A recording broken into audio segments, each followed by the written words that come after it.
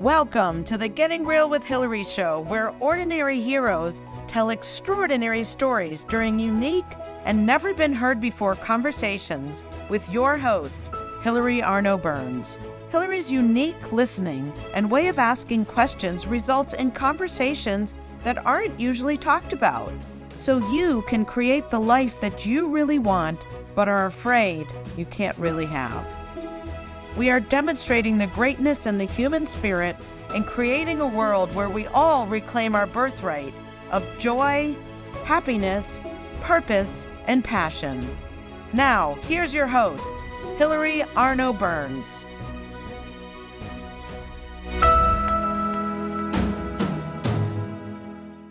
Welcome to the Getting Real with Hillary show, and today I have a very, very special guest, and don't get me crying already. But before I introduce her, I'm going to show you my books. This is the latest book that I did, Your Bullshit is Your Blessing. It talks about the two sides of life that I've discovered, and if you get stuck on one, this is your ticket out. I recommend it, highly available on Amazon. Then in reverse chronological order, real talk, if there are things you don't say and you don't have the life you want, get this book, you'll start saying them and your life will miraculously be different. And then there's my very old favorite, Your Second Piece of French Toast, The Second Piece of French Toast, a memoir about me when I first discovered I was stuck and how I got unstuck. So thank you for that. Um, Today I have a very special guest. She is a wellness and empowerment coach and a Reiki and intuitive healer. And I have worked with her, and she made a lasting impact on my life. She is, here I go. She's gentle and kind and loving and interesting. And we're going to talk about her life today. And I've known her, I don't know how many years, at least I'll say 10. But anyway, welcome, Diane. Diane Pratt. Welcome to the Getting Real with Hillary show. Hello. Hi, Hillary. Thank you so much. And it's so great to be here. And now you have me crying. Well, the key is to have tissues so your nose doesn't run down your face. Yes. That's right. So That's that's right. the key. So anyway, welcome, welcome, welcome. And so we were talking about Diane's life, and unlike me, who was born in America, raised in America, Diane, she was born in Canada, then ended up in Europe, and then came to America. So can you tell us a little about that and your parents and how that transpired? Absolutely. So I always joke, my parents are both European and they met in Canada. They got married, and I'm like, really? Like you couldn't have made married Canadians and stayed, but that's just my sense of humor. Right. And then went back to Europe, and so that marriage did not last. And And where were they from uh, in Europe? so my mom's Austrian, Okay. so we're Austrian, and between Austria and Italy, because my mom grew up during the war, so the borders always changed, right, depending on who was in power at the time. And then my dad's Maltese from the island of Malta, and Wow. yeah, so. If you haven't been, it's a great spot to visit. It's a great spot to visit. Where, I know I should know, but where is it actually? What's it It's off of? it's below Sicily. It's between Sicily and Libya, kind of. It's a little island in the Mediterranean. They're Wow. independent. I when people say is your what is your background or what is your heritage, I always say I'm a Heinz 57 because the reality is Malta was invaded by, over time in history by almost everyone that had a ship. So what happened in those days is, I'll say it in a nice way, they procreated with the women unwillingly. And Raped so and pillaged. We call it raped and pillaged, right? there you go. Let's be real, right? So that's what the Yes. show's about. So be real about it. And so generations now, we have that all in us. But anyway, went back to Europe, and each married someone else, and that's how I became came to America, and it was actually I was about 7 or 8, and it was a time in my life where I didn't really have Girl Scouts, but we had other. At that time, there were other programs for children to go on camp and do this, and so it was just a time in my life where I was noticing my life and how I thought I wanted it to go. And the next thing I know is my mom is getting married after 2 years of dating with my stepfather. And we're going. He worked. He was a civilian working for the government, and his term was up. So he was So coming they back. were in Austria, they met in Austria? No, they met in Germany.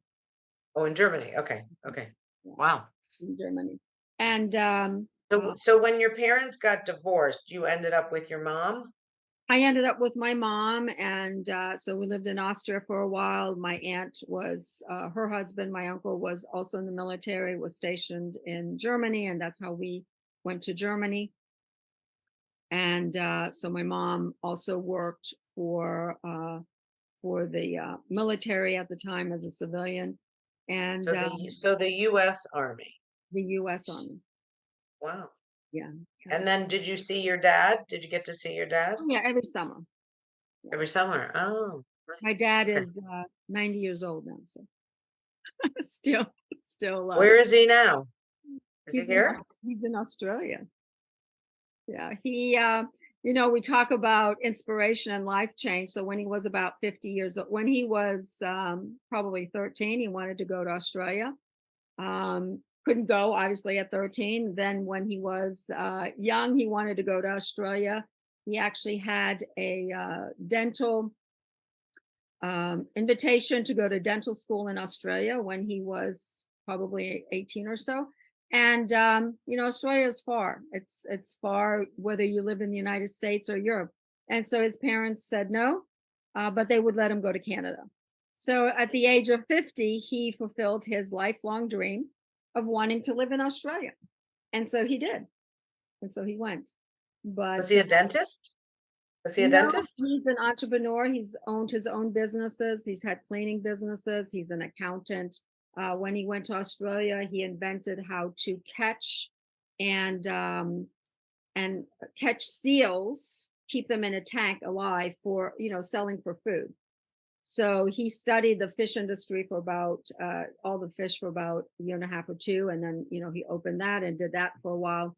My dad did many different things, Wait, but they eat seals? the eels, Oh, eels. I eels, thought you said seals. I'm like, I didn't know they ate seals. Okay, okay, good. Okay, eels. yeah. Wow.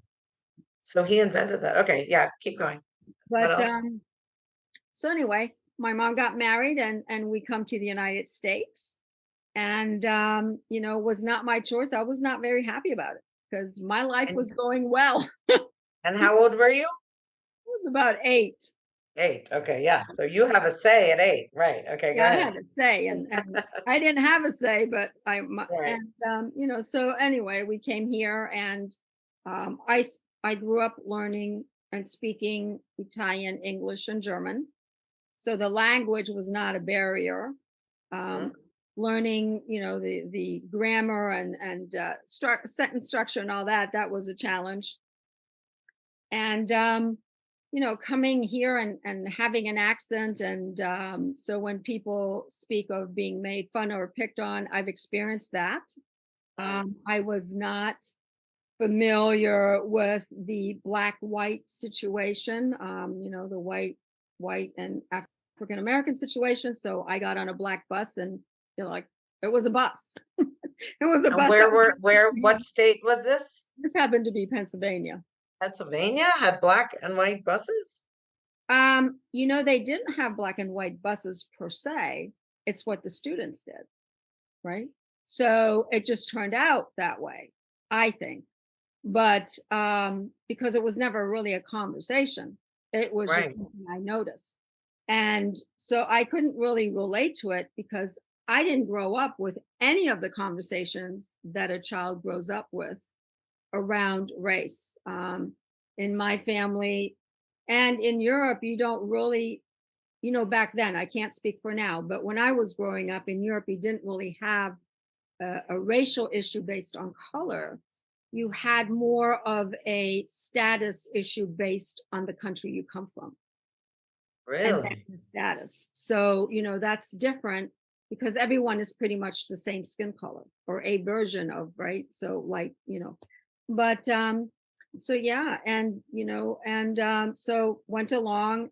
I decided I was going to be a graphic designer and I had my life mapped out again. I was going to go to the at that time the vocational school, which allowed me to work one week and go to school one week, and I was going to be a graphic designer, and I knew the company, and I just had it all planned out. It was my last year of my senior year, and lo and behold, my stepfather gets a promotion. So he gets this promotion, and now we have to move. And so when we move, the school I have to go to, because it's in the district that we're living in, has they had architecture. They didn't have graphic design. So I took that and or a version, something. Was it architecture?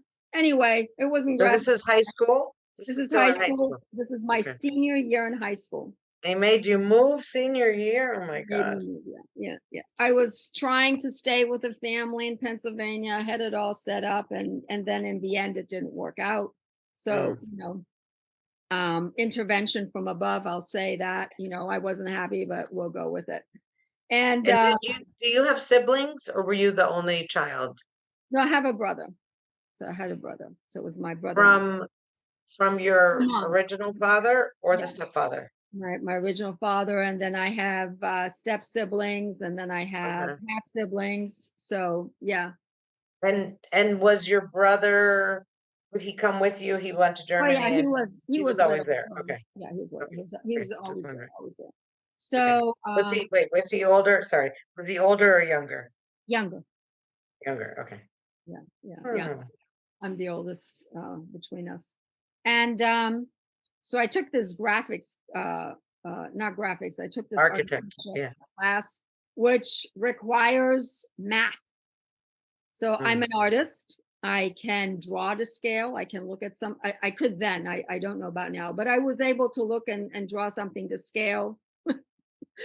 But put a math problem in front of me, my brain, you know, my that side of the brain just didn't work. So here I am. I entered into a competition, totally bombed, you know, like let the teacher down. He fought for me. And he was my biggest cheerleader Oh, because he saw that I had the talent, right? So I had the vision. I could project what something would look like. If you know, I could say we'll make this blue and we'll make this white, and I could envision what it would actually look like, which is a talent. Not everyone has that. And uh, so he really cheered for me. And it didn't work. And of course, rebelling also because I had to move. I thought I knew everything. So lo and behold, my parents were called into school because I had bad grades. You know, I went from ABC to like all C's. So you know, here I am on the verge of being an adult, and my parents go to school and are like, "What's wrong? You know, what's wrong? What are you doing?" And needless to say, I stepped it up. And as a matter of fact, in my history class, we were in the state of Virginia. He was a staunch Virginian, very true to his time. He was the history teacher. He really should have lived in the 1700s. Men were it, women were. And oh, my biggest accomplishment was that there was a student in my class whose family was actually in Washington. They were in the government. He was studying, and that was going to be his future, right? Is going in the yeah. government. I beat him on the history test. Yay.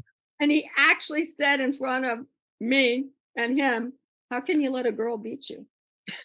You know, so those were the times we grew up in. And And you said, go back to the 1700s where you belong. that's right. That's right. So, Wow. you know, So but you graduated high school And Virginia High School. where did you go after that? I went for the holidays to visit my family in Switzerland.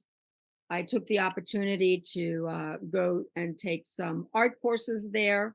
So I did that for summer, and then I came back to the United States and started part-time college working.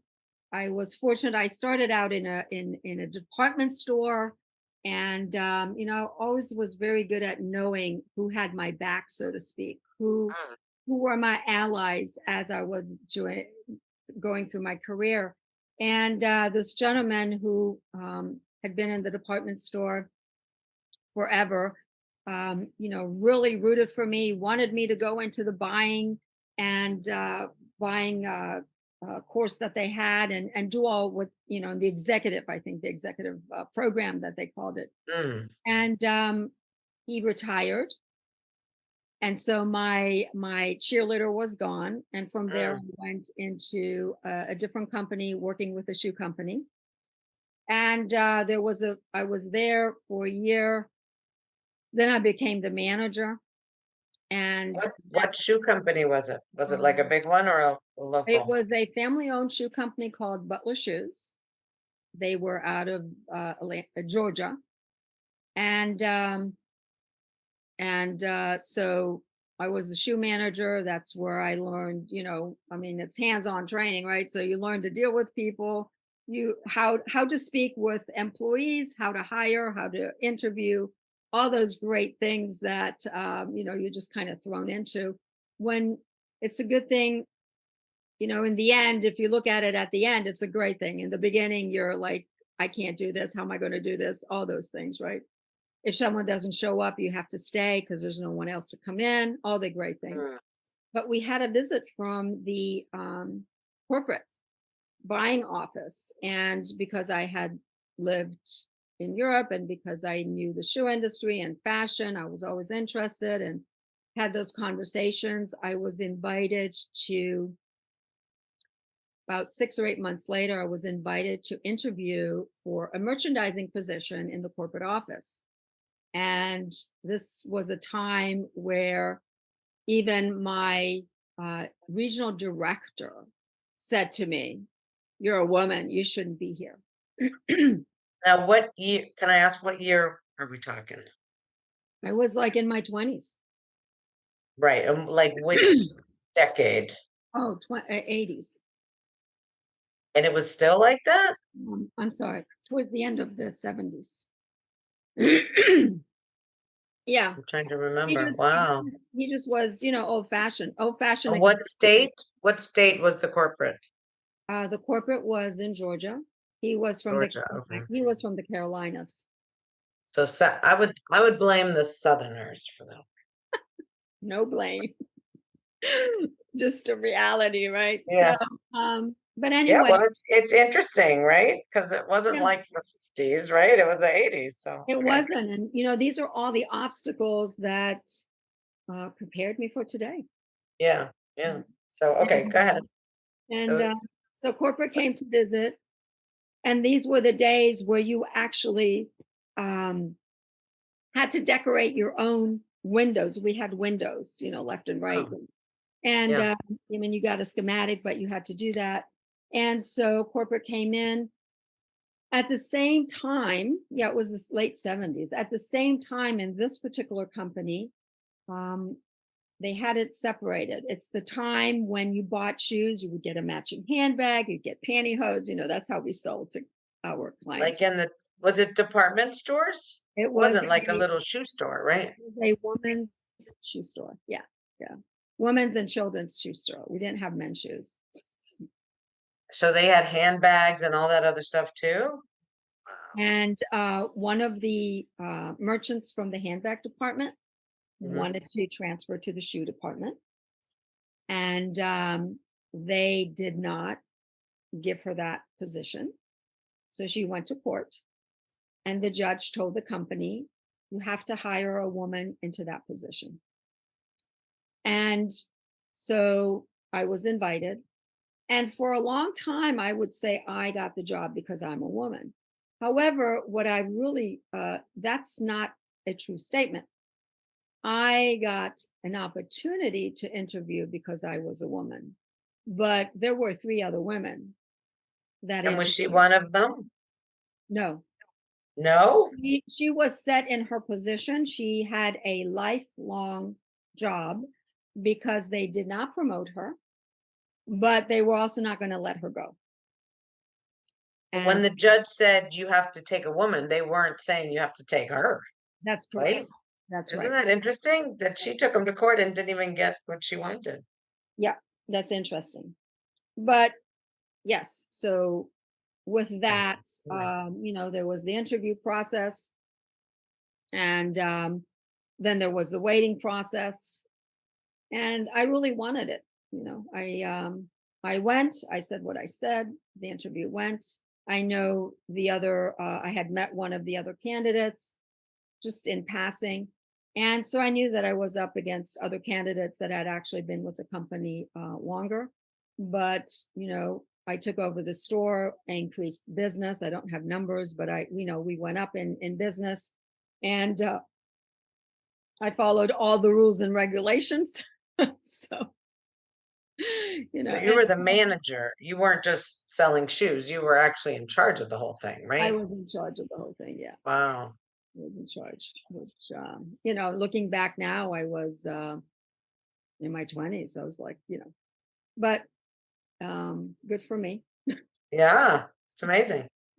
And so I did get the position, and I was the new merchandiser. And that's when, and I don't know if they still have them today because we're not so much in an office after COVID, but that's when all the spaces had the long dividers, like the partitions that were Mhm. in offices, and you had a cubicle. I mean, that's when it Yeah. started, right?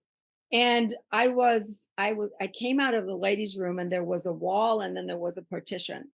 And the vice president said to the buyer that was going to show me around, "Don't you dare touch that girl." And you heard him. I heard him. They didn't know I heard him. And then he said some other things, and it just, just happened. And I was thankful for that. Actually, I thought it was funny, and not funny, haha, but interesting. And Mm. so I heard him. So I wait a second. He says some other things, and then I meet up with them, and he's introducing me to him and telling me he's going to show me where the hotel is and all that good stuff. So we had dinner, and it crossed my mind: do I flirt with this guy or not?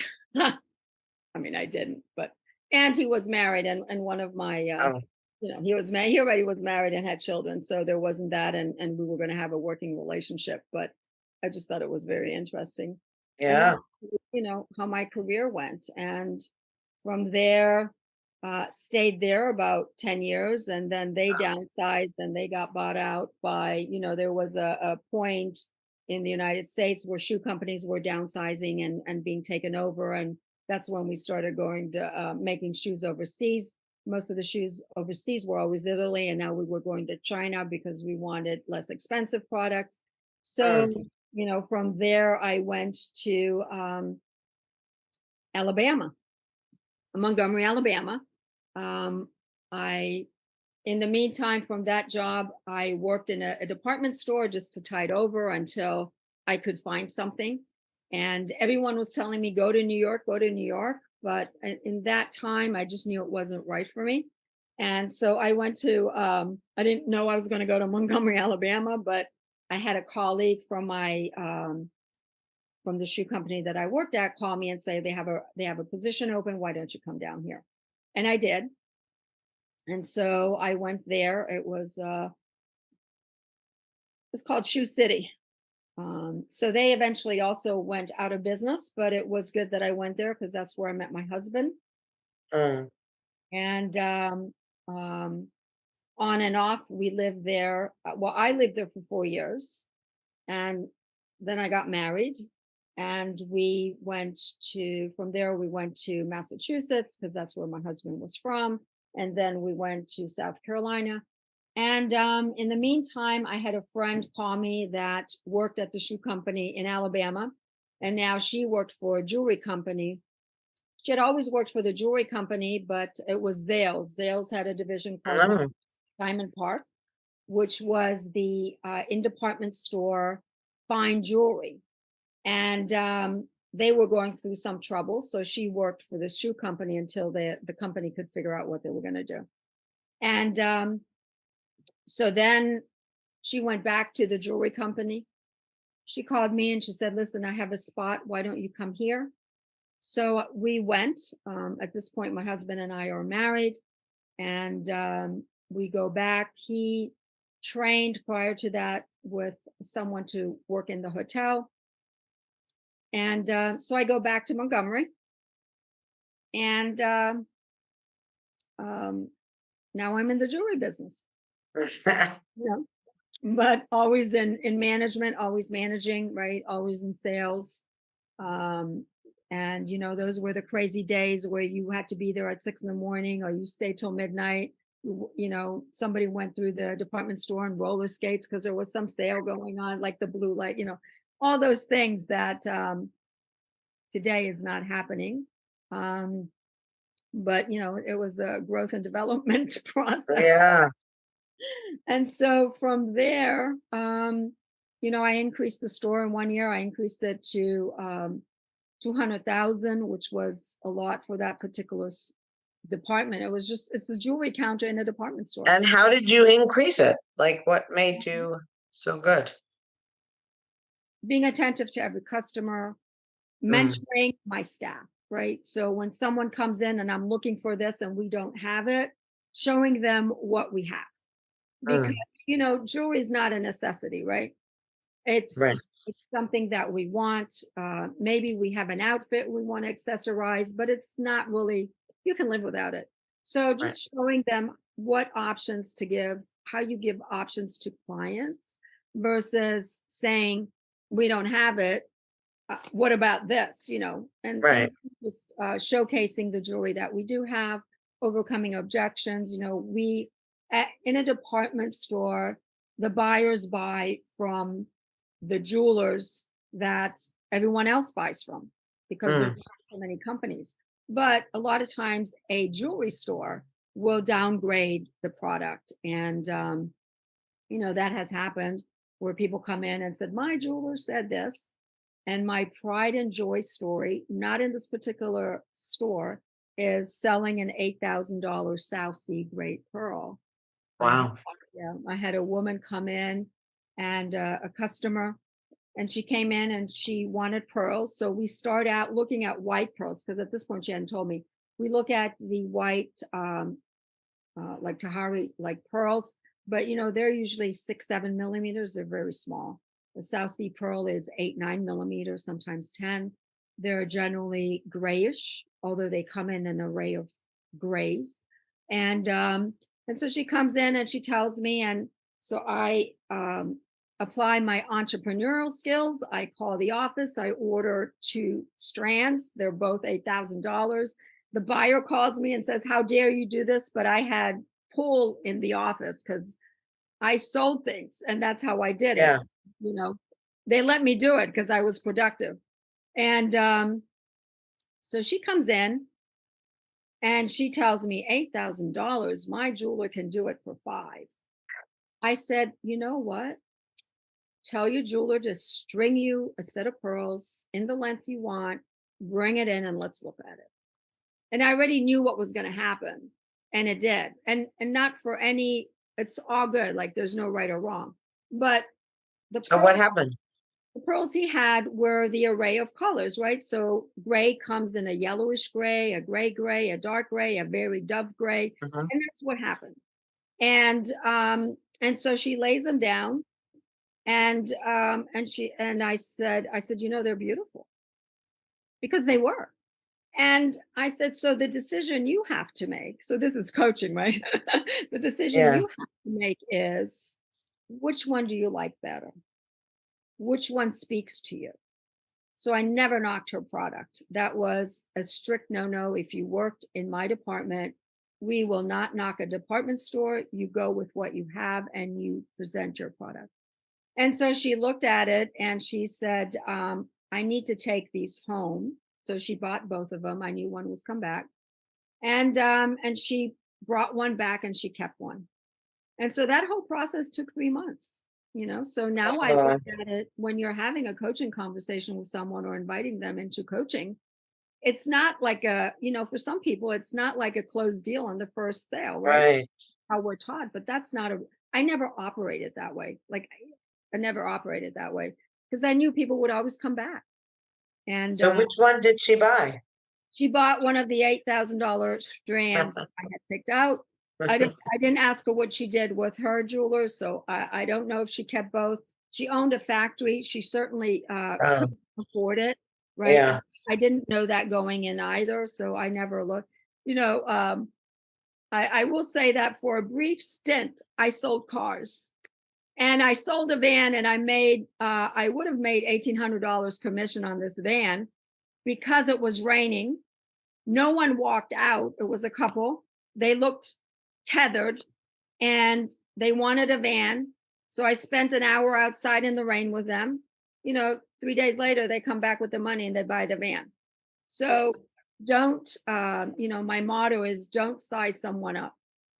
Mm, wow. All right. So Diane, we're going to take our commercial break, our halftime break, and Okay. then we're going to come back and talk about what you're doing now. So thank you. Or you can get us up to speed quickly and then we'll talk about what you're doing now. Okay, great.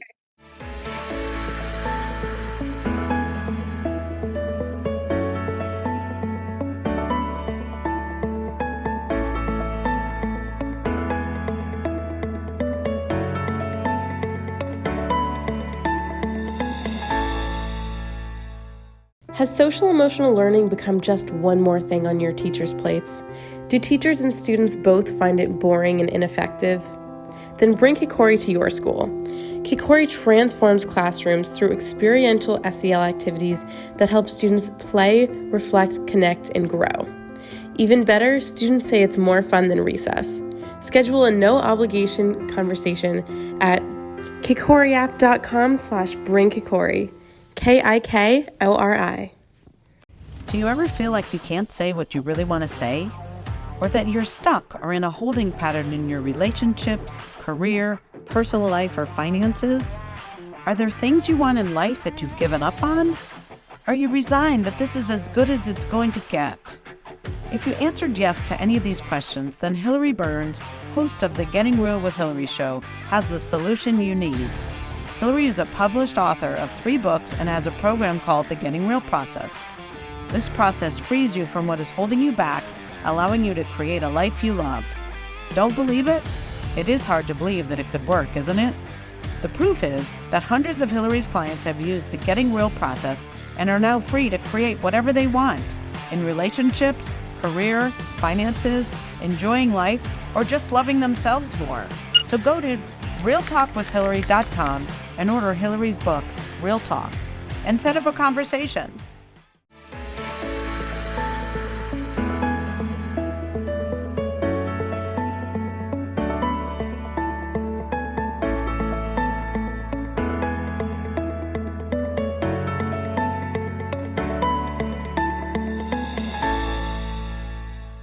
Wow. Well, thank you to our sponsor, Kikori. Kikori, we call it Kikori now, but it is an app about social emotional learning.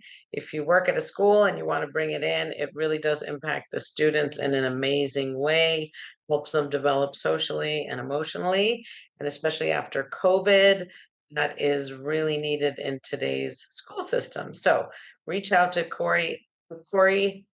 I think it's kikoriapp.com, or let me know. It's my daughter's company and I can get you in touch with them. So thank you. And don't forget my books. My video talked about my first book, The Second Piece of French Toast.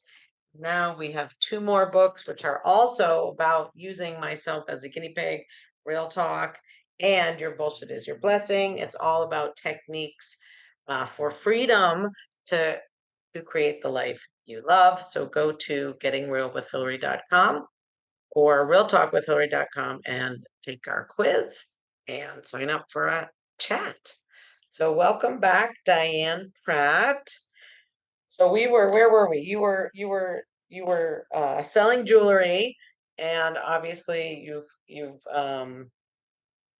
know moved forward into different things. I know I don't know what happened to your husband, but I know that he's no longer with us. So anything you want to talk about? I know you've had challenges, and then we'll jump into what you're doing now.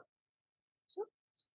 So yeah, so I met my husband in Montgomery, Alabama. We got married. He was 14 years older than I was. And he was, he had diabetes. So of course, everyone was worried. Why are you marrying this man? He had children at 17, so his kids were close to my age, right? But Wow. yeah, so the connection was really more just, it was more, we were just connected. It was like the soul connection. Um, Mm, I don't believe in one connection. I believe you can have many. Um, and we just clicked. We were on the same page, and I could actually be my crazy self with him. mm, I didn't have to worry what I said. I didn't have to worry how it comes out. We were forgiving. We had a pact that we would never yell at each other. Doesn't mean we didn't have arguments, but we wouldn't raise our voice, and that we would never use bad language with each other. And so we kept that pact. And eventually, one never dies of diabetes. One dies of all the side effects. But we were married just under 7 years, and then he died. And with that, the day I married him, I became his wife. I became a stepmother of 4, and I became a grandmother of 2. oh my gosh. Since then, his children have been very gracious. It's been 20 years. Um, there's 11 grandkids because they had additional. So there's about 11, 12 grandkids, maybe 1 or 2 more with marriage. There are 4 great grandchildren. I'm sorry, 5 through marriage. So 5 great grandchildren. And we do see each occasionally. Of course, the last time we all were together was probably 2018, because that's as the grandkids grow up and start their own life, right? They're moving, they have jobs, like you just can't take off like you did before. So I experienced what I call growing pains that either grandparents or parents experience when your children leave. I was at a Mhm. graduation and was sitting there, and because I'm intuitive and I feel people's energy, I just really looked at everyone that was there, because it was the last time for me that all the siblings were together, all their children were together, and all the other extended family, aunts and uncles, were together to celebrate graduation. And I Mm, kind of knew that was the last time. And so what happens is there are no more firsts, right? Because you're celebrating all the firsts of a child, and that goes away, and then there are no more celebrations. And so when different times throughout the year when I would feel sad, I was like, what's going on? And then I'm like, oh, last year this happened, or the year before. And so being aware of it. So not that when I'm coaching with someone that I would never say I know how you feel, because I don't, but I can sympathize or empathize because I felt it in a different way, but I can understand. And so with that, my career continued. And, then in 2015, I worked for a company, and they're local, so I'm not going to name them. But, mm. well, you know what? I am. I worked for Lord and Taylor. Oh, And okay. as we know, Lord and Taylor downsized. They merged with HBC, and then my department merged with the department in Saks. And there was a moment in time. I actually got hired when there was when they let people go. So there was, so it works both ways. But they had a massive layoff, and 250 people, and I was blessed to be one of those 250 people. And in the process, I opened Phoenix for Life Coaching, and I'm applying all that I've learned throughout my life in coaching people and in mentoring associates. And now I do that with business people. And now I'm venturing out to work with companies in mentoring the company's associates and employees, because if they are focused, and having worked closely with a team always, if they're focused, then the company makes out, right? And so from coaching, we know that people generally are more focused when they do have a coach because of the accountability and a place to share what they need to share. But Mm. also in the process, thanks to you, I was introduced as you wrote your first book. And you and I, like you said, we've worked together. I've done your programs and you've done mine. And I don't think people ever think about that coaches do continuous education and actually coach each other, right? So Right. in their programs. But so always interested in writing a book speaking about death, because we don't talk about death. You know, you don't run up to someone and say they're in a better place, because my brain went to bad words and like, I'm not. And Mm. I'm not going to use them on your show. It's one of the things I won't say, but you know, and you don't tell a woman that's had several miscarriages, oh, you'll have a baby, because no, her body may not be able to do that. So I'm writing a book called Death Sucks, and Mm. it's 25 ways to become unshakable after experiencing loss. And there'll be stories about loss through death and stories about loss because of life, loss of a job, you know, even loss of a neighbor. If you have a neighbor that you've had for 20 years, it's family, right? Because you've probably barbecued, you've shared intimate. Mhm. All of a sudden, that person moves away. That's a real loss, even though you could still be in contact through the phone and so forth. And the last story will be mine. And in that book, I will also have different sections on, you know, what do you say? What do you say to someone that had a loss? And sometimes no words are needed. All that person needs you to be there. You know, the other thing people don't think about, don't schedule a date with someone that has freshly lost a loved one or is going through trauma and then cancel. Because for you and I, okay, you're busy, I get it. For the person that is still in the state of bereavement, it's traumatic. It's like Mm. another loss. And Mm. you know, so bringing awareness, and we don't talk about it. We don't talk about it.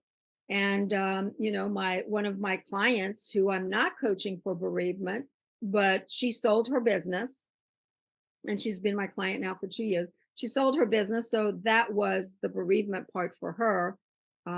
She didn't have to sell her business; it was voluntary. But you know, so now we're coaching her in her business because she merged with another firm. And how do you go from being your own boss, having your own employees, to now working with a group of people that all have a say? And you know, and so got her to do great things. In She wanted to bring training. They were a no. The board members were a no, because when you say training, people see money, dollar signs. So, you know, we tried that for, you know, 2 sessions. And I finally said, forget the training. You're going to create a workshop, and you're going to create 2 workshops, A and B, and you're going to put in all in the workshop what you want the employees to know. And so she did that. So, you know, I help my clients think outside of the box. Mm. And it was very successful. And lo and behold, after her talking about training, doing her workshops, they implemented training this year. So sometimes it takes a while. It takes to be persistent, right? Um, but so yeah, so back to my book, that really is my intention, right? And my intention is to open up the conversation that we're mourning. And, you know, I say we're mourning still from 2020. Everyone is in such a hurry to get back to their life.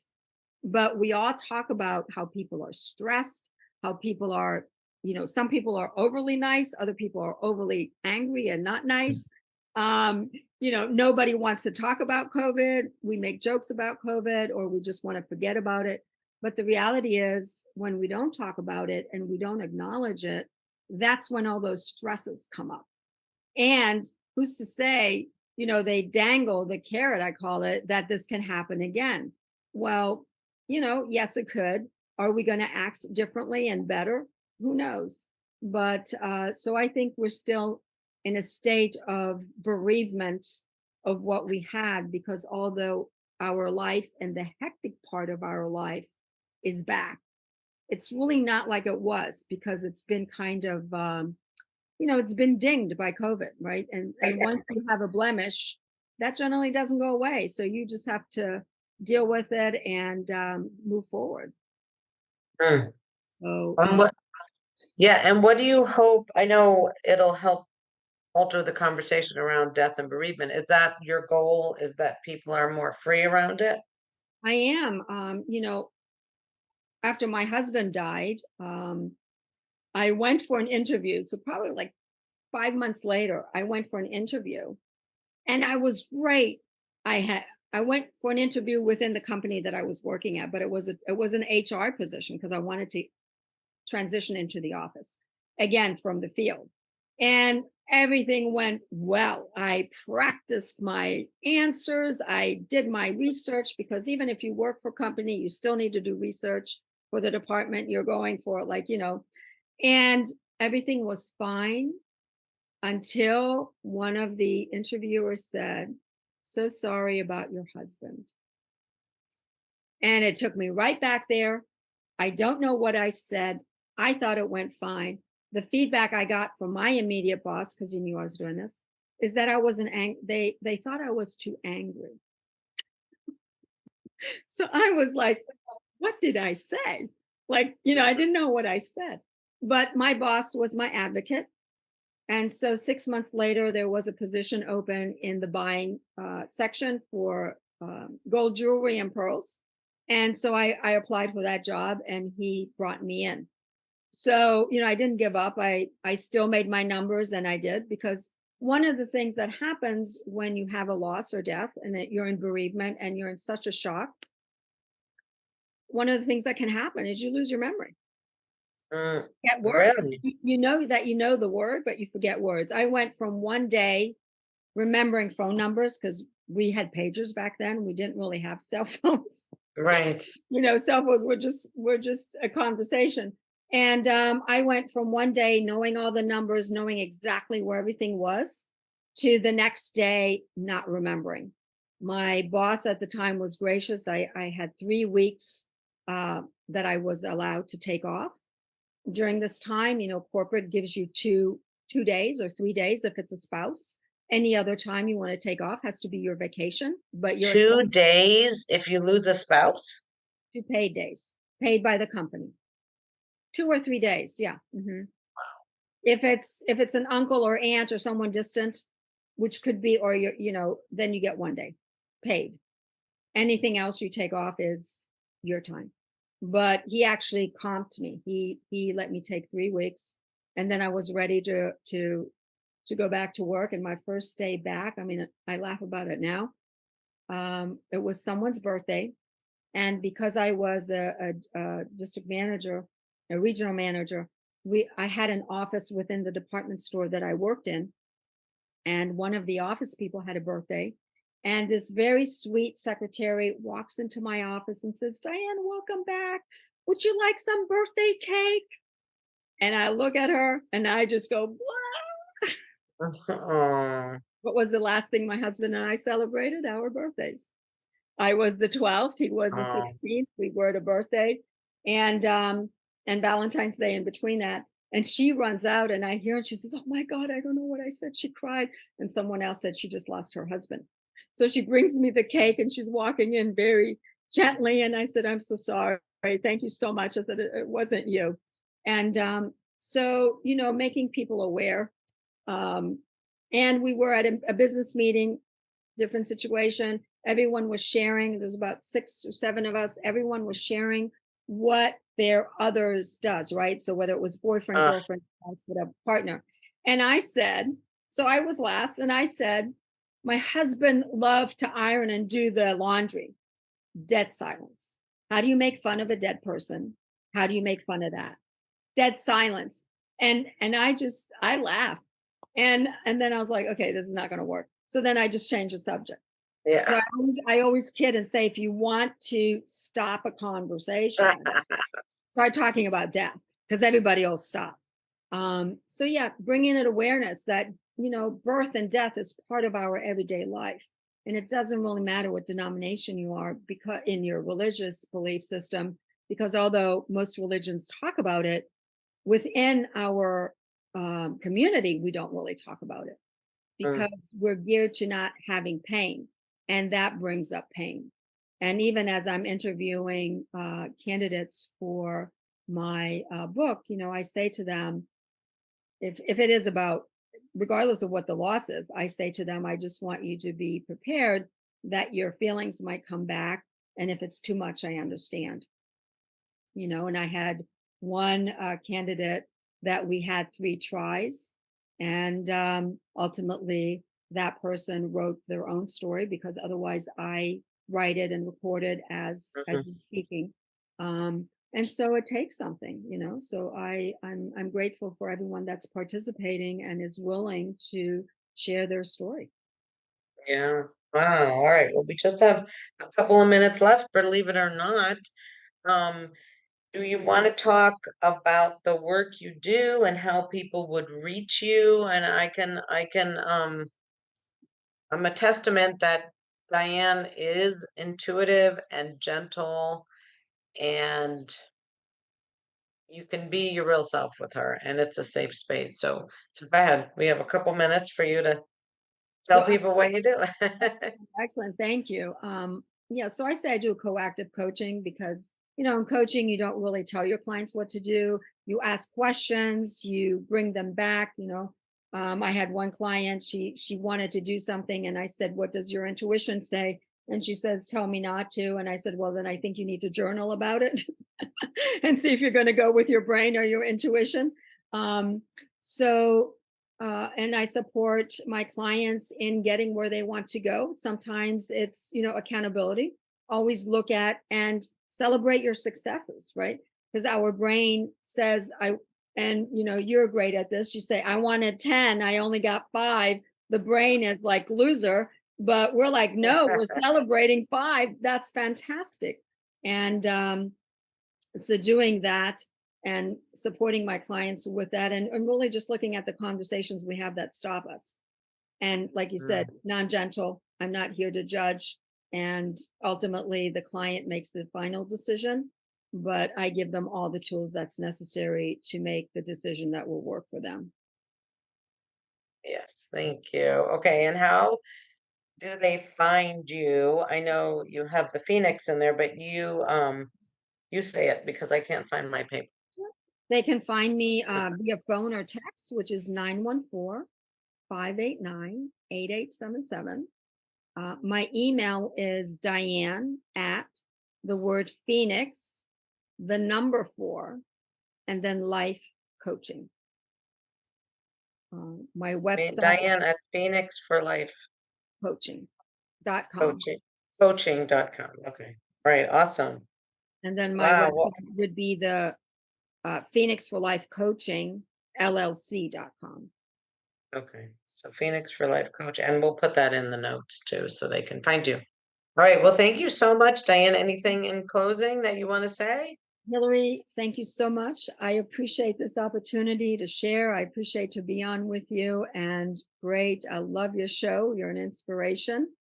And I look forward to more conversations. Thank you. Thank you so much. And just before we go, a plug for me and my Real Talk book.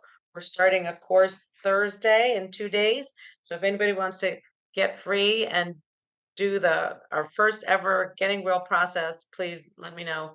Contact me at Hillary at gettingrealwithhillary.com and just tell me how to reach you. So thank you, Diane. This has been so special. I Thank look you. forward Thank you. to having you on again when your book is out. Me too. And if any of your listeners have a story they want to share, have them contact me.